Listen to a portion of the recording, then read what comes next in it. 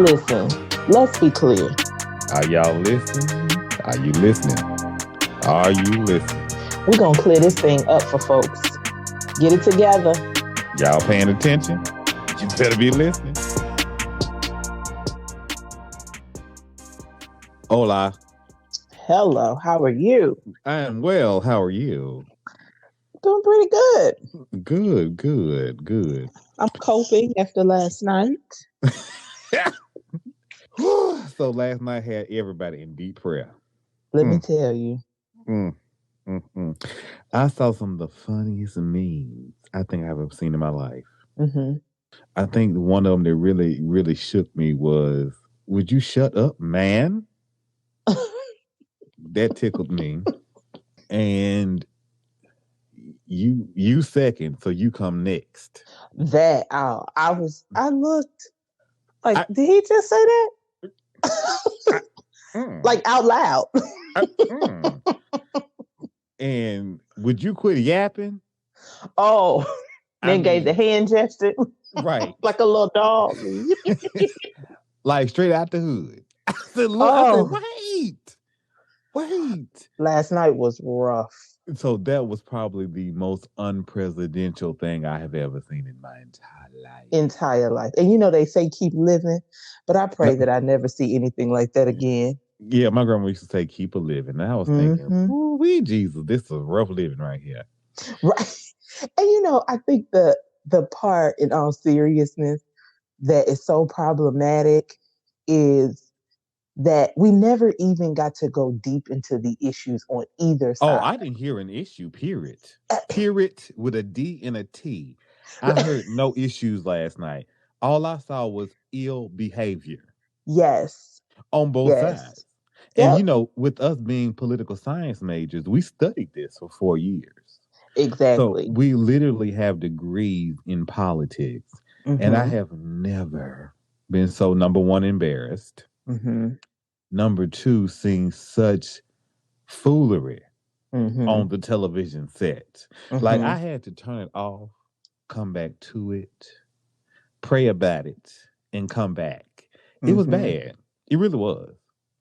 And you know, I understand that family and the family unit is very important in politics, and we want to see families, whatever the makeup is, we want to see that a politician understands what it takes to have a family, run a family, whether that be children, spouses, or what have you. That's important in the world of politics. You know, we've studied this before and we've read about it numerous of times where politicians who are not in long-term relationships, are married with children, tend not to do as well as other politicians in the polls. So that family unit is very important. But I think when you start to talk about people's kids and you start to talk about their spouse, those are low blows that should never make it to the debate stage. Oh, and I get what you're saying, but is there anything off limits in politics? That's it. Well, here's the thing. I do think that there are some things that should be off limits. And I felt like when attacks were made against people's children, they were handled well. But it shouldn't, as many people in this country that struggle with some of the issues that both of those candidates' children struggle with, neither one of them needs to be throwing stones. It's called life. It is. But here's the thing. When we're trying to climb to the top, does it matter who we step on? And that's unfortunate because you cannot thrive when you step on other people trying to get to the top. Correct. You can't. You cannot. And when I tell you that was a show, and I ain't gonna say what kind of show it was on air. Well, let me say, was a show. Plenty of other people have said it, so we know exactly what you're talking about. When I tell you these memes drug both of them from the front door to the back door. I looked, and when they said, and I'm going to get this straight now, hold on, bear with me, pray with me. Okay.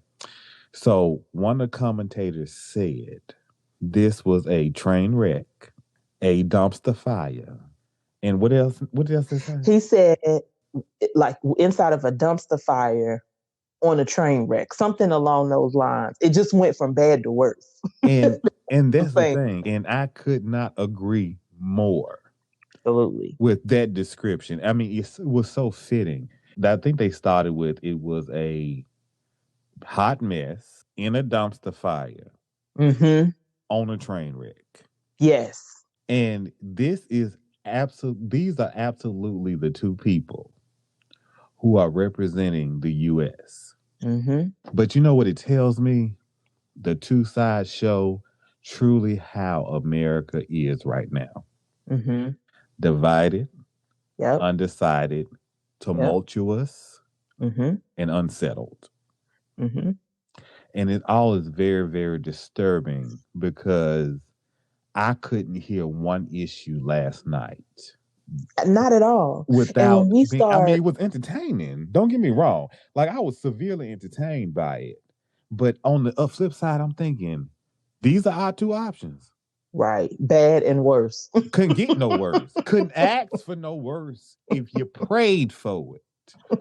And I saw this video on Facebook. It was an old church mother. And she stand front the TV. And I mean, she was going in. She was praying. She was anointing the TV with oil. And she was going in. I mean, she went in. And I was so tickled by it because it reflects the community as a whole. This is where we are. We're there. We are to the point now we have relied on it. We ain't got nothing else to rely on but what we know. And it's start praying. I will tell you, it's scary. It is scary. And I think that because their language is so divisive, it concerns me for what happens November 5th, 6th, 7th. I say the election's the 3rd, but I say 5th, 6th, and 7th because it will take time to count these ballots. Absolutely. Because we will, let's be real clear. Let's be clear. We will not know who the next president is on November 3rd. Absolutely. We will not know. So don't nobody get their hopes up because we have mail-in ballots and they have until October 31st to mail in the ballots. Yes. And there are several states who do not even start counting the ballots until November 3rd. Correct. You know, I think the part that is so worrisome is we didn't even get to issues like education. We touched on healthcare, but it was so focused on one piece of healthcare that we never really dealt with the system as a whole. Like they never. What is the platform? What is your platform? What are you running on? Not a platform in anything. Well, and that's why I think it's important. People cannot rely on these debates as a source of information. You are going to have to do your own research.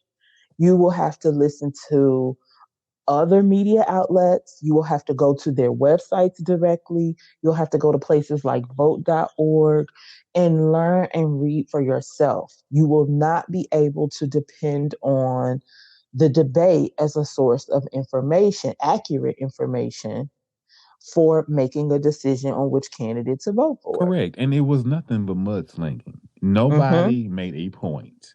There was not one single point made during the whole debate. And, you know, if you want change, no matter what side you're on, let's be real clear. You have got to go out and vote. Yes.